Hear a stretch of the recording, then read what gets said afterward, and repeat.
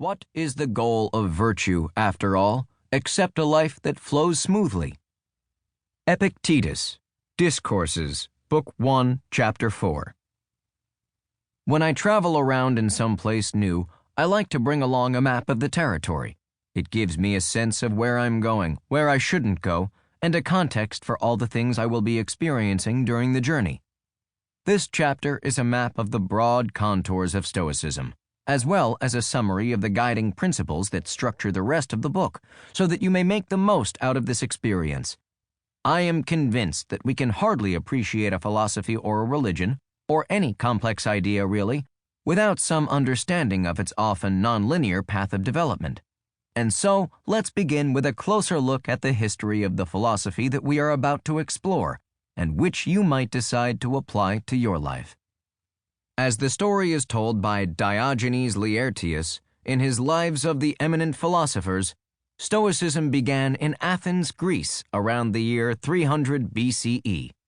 Zeno, a Phoenician merchant and native of Citium, modern-day Cyprus, who we are assured was fond of eating green figs and basking in the sun, became interested in philosophy after being shipwrecked on a voyage from Phoenicia to Piraeus with a cargo of purple. He went up into Athens and sat down in a bookseller's shop, being then a man of 30. As he went on reading the second book of Xenophon's Memorabilia, he was so pleased that he inquired where men like Socrates were to be found. Crates, a cynic philosopher, passed by in the nick of time, so the bookseller pointed to him and said, "Follow yonder man." Zeno did follow Crates and became his student. One of the first things he learned from his new teacher was to practice not being ashamed of things of which there is nothing to be ashamed. Crates had Zeno go around with a pot full of lentil soup. Crates then broke the pot, and Zeno took to flight in shame, with his teacher yelling after him in full view of a crowd, "Why run away, my little Phoenician? Nothing terrible has befallen you."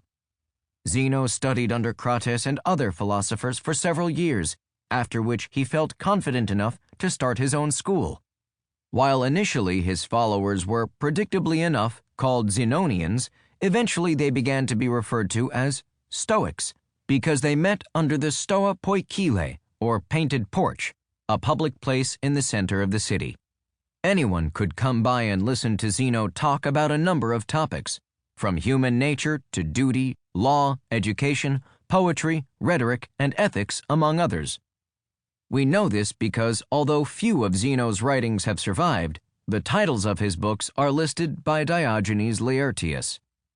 Zeno died at a very old age. One source says he was 98, either of a fall or having reckoned that he was in pain and could no longer be useful to society, by committing suicide by starvation.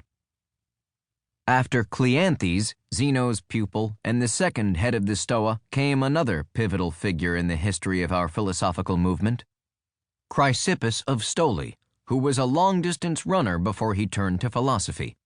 He wrote many books about all sorts of subjects. Diogenes Laertius mentions the incredible figure of 705, and more importantly, introduced a great number of new ideas, so many, in fact, that the ancients used to say that but for Chrysippus, there had been no porch. Stoicism didn't come out of nowhere, of course. The early Stoics were heavily influenced by previous philosophical schools and thinkers, in particular by Socrates and by the Cynics, and also by the academics, followers of Plato. See the appendix in the accompanying bonus PDF for more on these different schools of thought.